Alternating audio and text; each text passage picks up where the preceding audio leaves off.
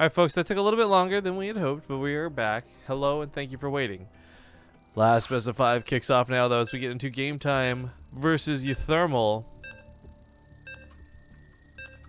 Cool. I think the most looked forward match for me of the nights. I'm like, yeah, I would agree with that. I was actually really hoping to see M. Canning do a little bit better.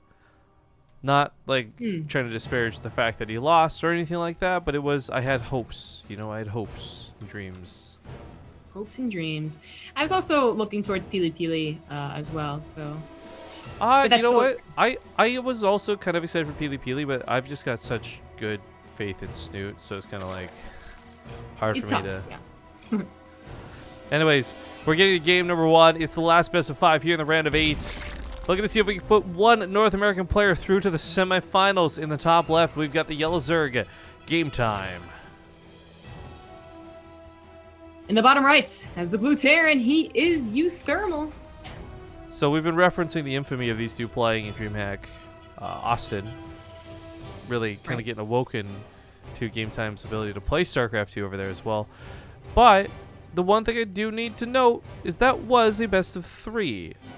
Best of 5s are a little bit harder to secure, and uThermal's a grizzled veteran. This guy's played best of 15s on Base Trade before.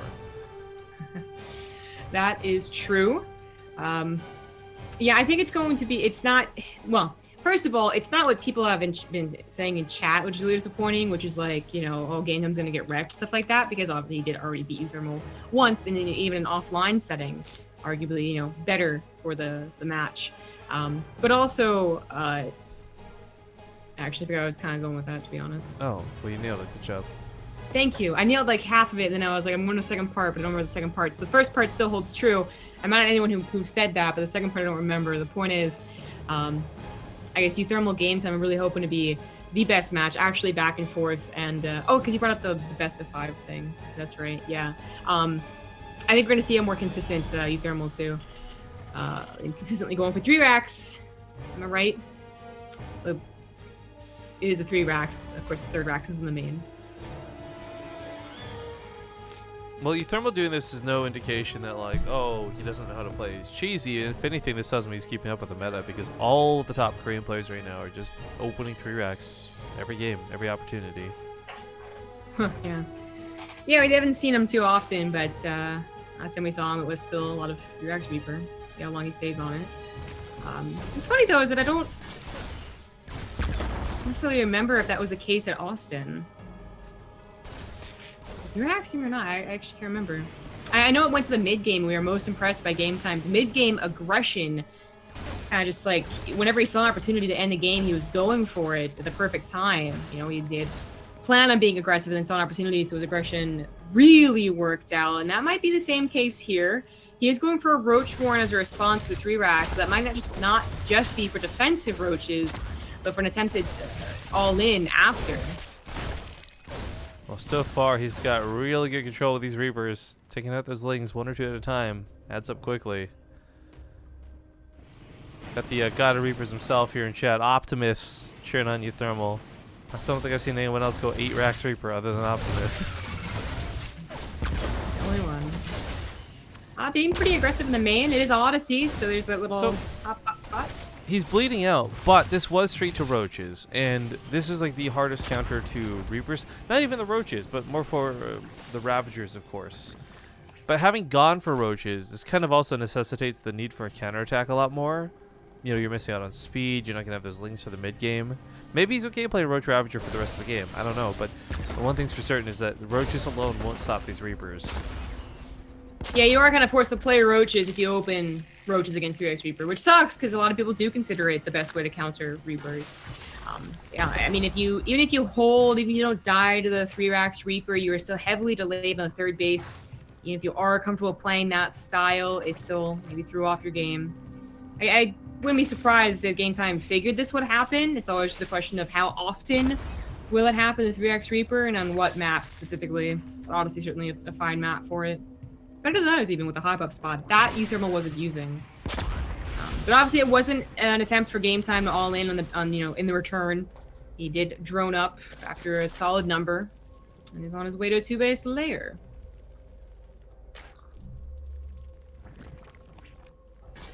I would really love Nidus to follow this up, actually, all things considered. That would be uThermal- cool. Well, he's actually got an Overlord that could get a good position on it, and uThermal won't have that much at home. But then it's the danger of, like, maybe it's a base race. I don't know. Yeah. I'm very curious, in fact. So I was going to say, I feel like it's just for Roach speed, you know, Yeah, I agree. faster.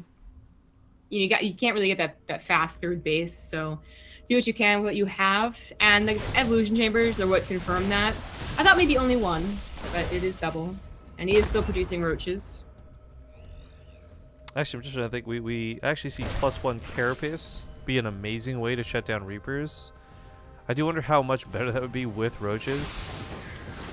But with double upgrades, we'll find out for sure. The reason I kind of thought the idea of the Nidus Worm would have been really good is we've actually seen uThermal struggle against specifically Nidus Worms in the past too, but my concern for game time is even though he's going to have roach speed, his army count is still overall kind of on the low side. We're going to have double medevacs coming towards the main, and he can't really afford to split his units. You know, he's going to have to somehow take some army to the main to deal with the medevacs, but also something adequate enough to deal with the Reapers. I feel like that Overlord saw something. There's been no scout on whether or not it's a third base quite yet, but the scout did go down to the factory, so he knows it wasn't a very quick third base and should be expecting aggression around this time. So There we go. Overlord gets that scouts and dies for it. Another one's going to go down. Ouch. Supply block for that too. Yeah, pretty heavily supply blocked. He wasn't producing any Overlords. It's heavily supply blocked with units that are heavy on supply too. It's just like, it's a double-edged sword. Well, it's a triple whammy in my opinion. A lot of bad things about it. So now even overproducing Overlords, as you probably, you know, really would be doing without the supply block anyways, you are getting ready to accommodate for, as you said, like the supply heavy roaches in the production. Not that he's really ready to make nothing but army. He still definitely needs drones on that third base, at least 60, really. Soon. I mean, he's doing a good job keeping himself safe here, but, you know, he's not adding in many more drones, and I'm like, he's just going to attack with 1-1, because that could make a lot of sense, too. I'm most impressed that the Reapers were still getting kills at this point. All things considered, look at the units lost tab for a moment here, and that's mostly Reapers, not those drops. Yeah. uThermal was already pulling back. It's like a double-edged sword, actually, speaking of. Sure it's not a where if triple he had...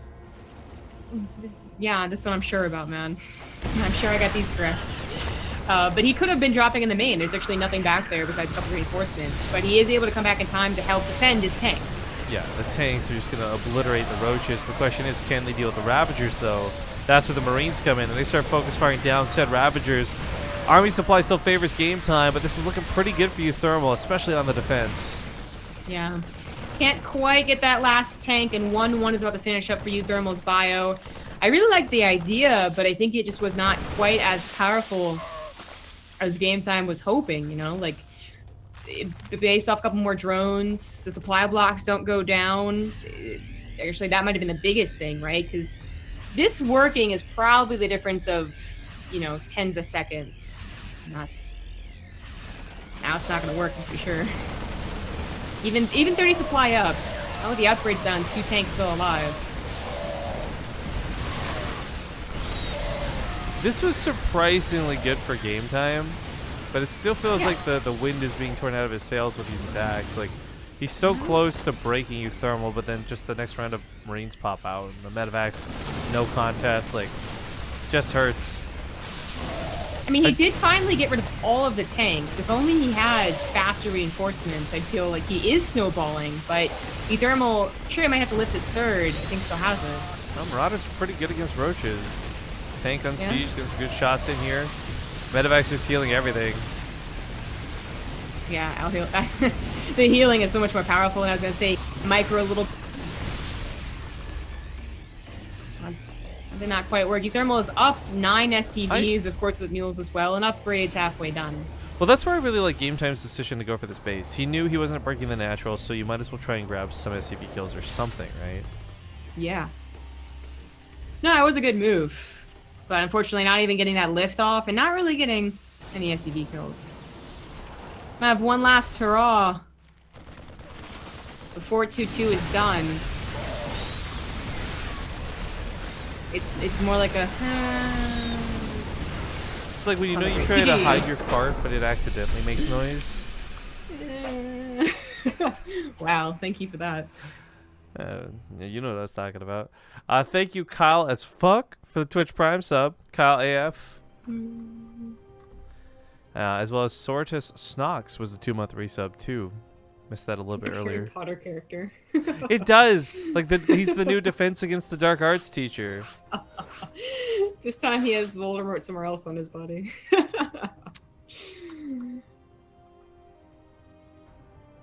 Okay.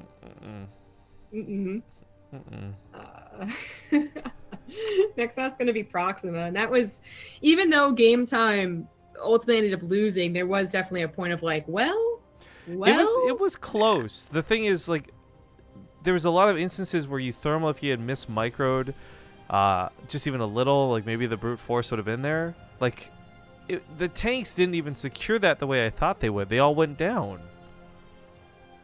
Yeah, they weren't secure. They did their job, thankfully, for uThermal, but they weren't the most secure thing in the world. So, as I said, like, maybe it was the supply block that really ruined it. I thought that was...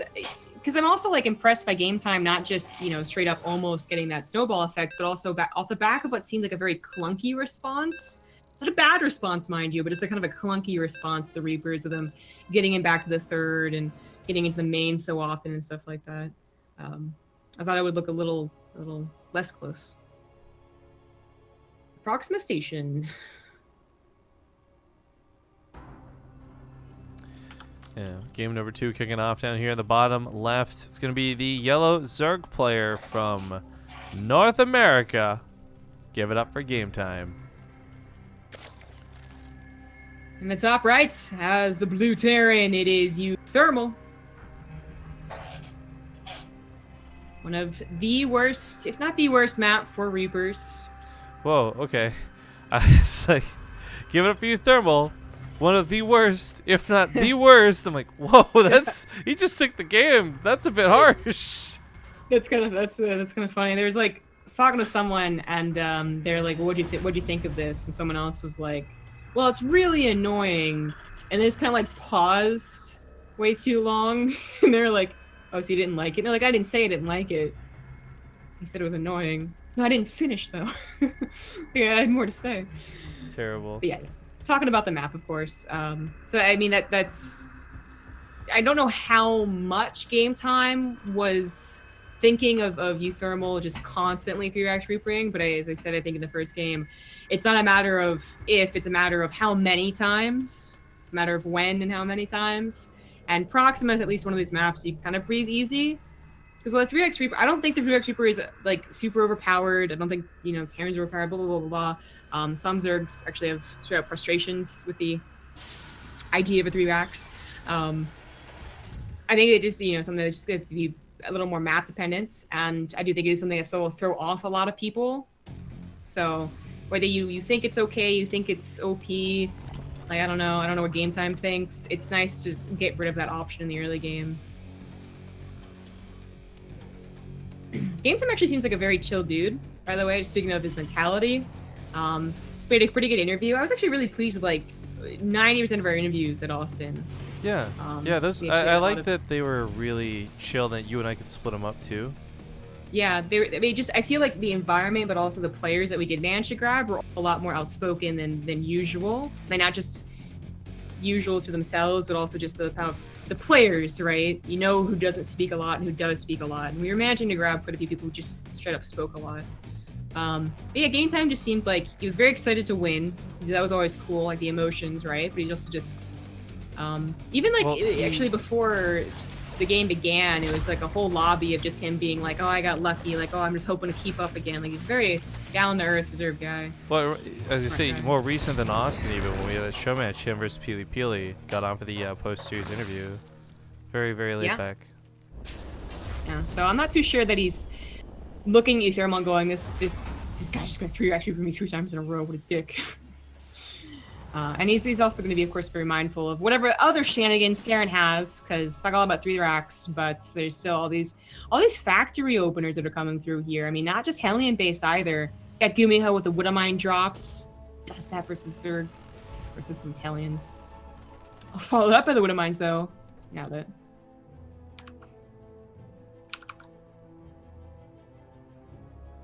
Well, whether the Widowmines hit hard or fast, it looks like they will go in undetected if he does it correctly. The Hellions, right now, it's tempting to go in there. You know there's not many Lings. You could probably suicide your Hellions and trade out for at least 4 drones, but I think the distraction factor of this has so much more value for uThermal to try and secure those Widowmines getting in. Yeah. It's a very interesting little opener here. Like, I feel like if there's an armory coming down, which he does have the money and gas for already, so I feel like they would have already.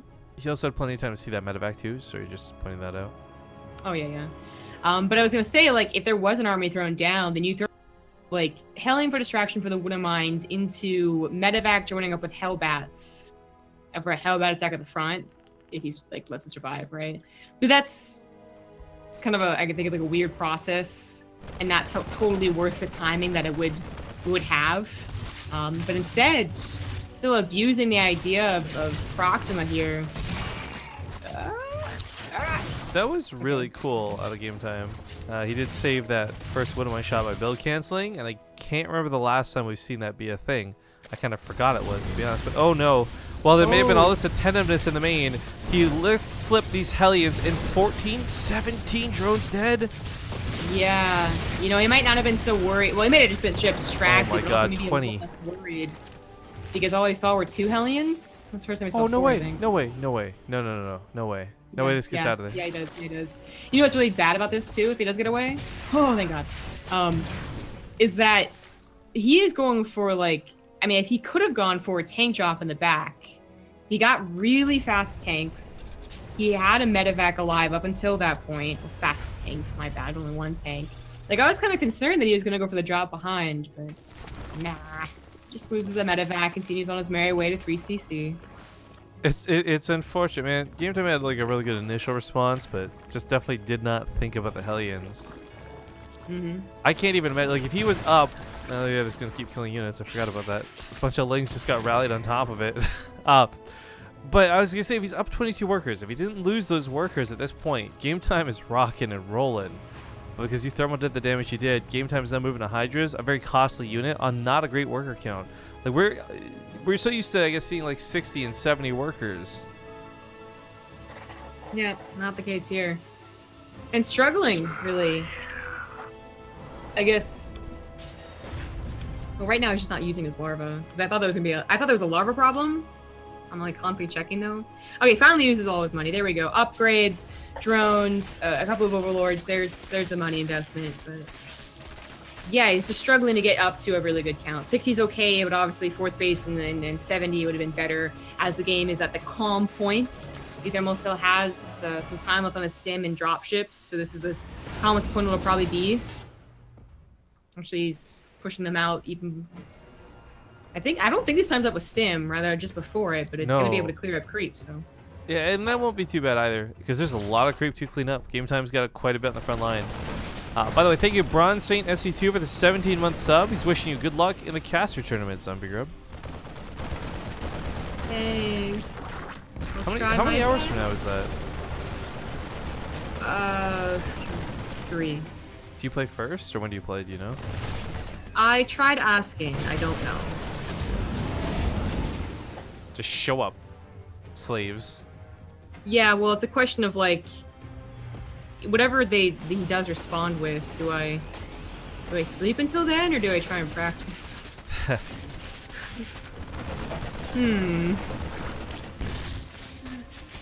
Alright, well this now does of course have stim. It's got 1-1. There's potency through these drops, but not against Hydras. 10 more on the way, and Game Time's composition is looking really good. Yeah, it is. I wish it feels like it should be like, 10 more Hydras because of the early game, which would just be slaughtering if it was push. Well, literally 10 more Hydras on the way. Goes in a bit early before he has them available. Costs him a lot of his already existing Hydras, and now going in a little bit at a time. Uh-oh. Yeah, this feels like game ending damage. Hydras cannot do well on their own unless they're in supreme numbers. Like, a lot of this has to do with the fact that these Marines have that 1-1, that they can even shred the Hydras like this. The attempts to transfuse were good, but it's just too much. Even the one-way shots killing some of these queens. Yeah, this is all before combat shields too, so you really, and that might have been my game time like he did. It's like, 10 less health against, Hydras with 10 more health. This would work fine. Yeah, it must be nice not having to research combat shields. Okay. Well, uThermal is going to be pretty relentless. He is just rallying down here, and the problem is continuing to be not just that Game Time has, rallying Hydras, but that nothing's protecting them. He's not clearing up the Wood Mines with the Overseer. Oh, no. Hydras usually, well, yeah, Wood Mines are usually the best against Hydras, but they're actually getting shots, so it's better. Counterpoint, Wood Mines can actually be phenomenal versus Hydras. I just feel like it was very, the way that was said was like, black's not a very good color. Counterpoint, black is a very good color. Black is a very good color. Counterpoint, black's not a very good color. No, I'm actually not being super trolly with this. One of the things, if you remember, when Hydras and Hots got first brought in, people really didn't know how to handle them. Tanks weren't getting the jobs done. Marines and Marauders weren't. Like, the splash damage of Widow Mines were really the one thing that helped level the playing field. So in this instance where they've been so scarce, yeah, Widow Mines are no good, but at the end of the day, for uThermal, he's actually got an army supply lead, so it wouldn't matter what else he had in it. Collapses on all the Hydras. GG. Now takes a 2-0 lead.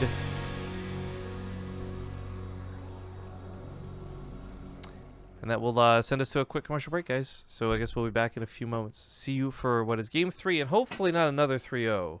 See you soon. Alright, if you guys were listening carefully, you heard a couple of beeps. So we got towards the end of that countdown. Now loading into game number 3, and what is possibly, hopefully not, but possibly the last game in this best of 5. Oh, he's not going to let him off easy, though. In the top left, he's up 2-0. And gonna be applying some pressure. It's the Blue Terran, uThermal. In the bottom right, has the yellow Zerg, it is game time. Also gotta give some big luck to, or not big luck, some big love to, why am I messing this up? Big love to another North American player, Puck, for the 3-month resub. And my sincerest apologies for messing that up about as badly as I could for a shout out. Holy crap. Yes. Another North American player. Another American player. So used to saying Canadians, but we actually had Americans, like United States citizens. We're going back to Marines. Yeah, so I mean, I kind of expect that when we do see a proxy, but what's not expected is a triple proxy. Right, we've seen 2 Rax Marines, and that's not even seemed all that odd. The third one makes me go, what? And he hides it too. This is so dope. This is good. He's gonna scout this. Like, he's actually on the path to scout this. But does he undervalue it? I mean, 2 Rax is very different than 3. So it's weird though, because as much as I really want to hype up the third Rax, well, first of all, Game Time might just, already be screwed against, even if it was only a 2 Rax, because he did go for that hatch first, and that bunker might get put down. But even then, like, if he is able to respond to it with the Spine Crawler and Lings, like, the point, like, I think you're responding to it in a very similar way. Get as many units as possible. Queens, Lings, maybe a Spine Crawler if you can afford it. I don't think you're going to undervalue it, even though sometimes a 2 Rax is only an opener. No, that's a good point. I see a world in where he pushes this off. Oh my god, you can't. Yeah. Really? That's not a gap? Damn. Okay, well, anyways. Sure it's not. Okay. I was gonna say that I think there is a world where he undervalues it after killing the bunkers and killing the Marines, and then that's when, like, they stack up 16 Marines, and then come back in. But like I was saying before that, I think just like it's already such a good opener against what Game Time did. You can't stop the bunkers. And it loses a hatchery. That's already a very nice move by uThermal. By the way, confirming that is with full walls, the SCVs have to manually go through the bunkers to get to the other side. That's cool. Crazy. Well, the spine crawler, unfortunately, does take a long time to burrow. Hatchery's so close to going down. This feels like I'm watching HOTS again, though. It's been so long since we've seen this. Oh, this did not work, and this doesn't work. This was game. Queen's reaching over to kill the SUVs was kind of cool, but not enough. Not enough. Yeah. Attempting to save the hatchery and losing the hatchery, deal breaker. Can you say the American anthem in memory of these players? No, I cannot. Not just that I'm not a very good singer. I'm not sure I'd be able to. I don't actually know most of the, like, I know it's like, oh, say, can you see? I can do it in English. Can I do it in English? And that'd be perfect. Yeah, you know the general tune of it, right? It's like when you're singing in the car, but you don't remember the lyrics. You're just kind of. Yes, exactly. Is Total Biscuit's birthday really a day before mine? I think we did that last year. I forgot about that then. Interesting. Anyways, ladies and gentlemen, thus concludes the round of 8. It was a little bit quick, and it was over faster than we would have hoped, but it was still 4 best of 5s. Tomorrow's going to be the money matches. Tomorrow's going to be the semifinals and the finals. There's $900 on the line for uThermal, Lambo, TLO, and Snoot. We're also going to be having rapid casting, and Zeph come join us on the cast, which will be hopefully a bit more fun too. So we'll shake things up and rotate around, but I guess that concludes the casts this morning. Today's not the double day. Tomorrow is. We're going to be having the Corsair Cup after those finals as well. So rest up and make sure to have some energy in you for some StarCraft tomorrow. But while we're not casting anything else today, Zombie will be playing in something later today. Yes, I will. I'm facing Todd in the caster tournament in 3 hours, roughly. So, nice. You know, if you want to come out and cheer for me, that's fine. If you don't, then that's maybe better. I will try to make a point of hosting it on BaseTradeTV because I'm going to tell you guys, you really don't want to be in the ESL chat for that. It is not moderated, and it is actually a stupid place to be. So we'll try and get a host up for it. But yeah, do us a favor. Before you disappear today, hit the follow button on the channel. We did finally break 80,000 followers. Yay! And now the road to 100,000 begins. I don't even know if there's 20,000 people that don't follow the channel that even watch StarCraft anymore, but we're going to find out. So please, please, please hit that follow button before you disappear for the day. Those who did cheer, sub, etc. If we missed any of you, please know that we appreciate you. And yeah, I'm gonna get some sleep and try. We'll try to. I'm still feeling like dead inside. So yeah, that's that. Any shout outs from you before we go? Follow me on Twitter at TG Gaming, YouTube Zombie Grub, and Twitch Zombie Grub. Thanks for watching, guys. Bye, everybody. We're going to end the stream with a couple of minutes of ads before we host somebody.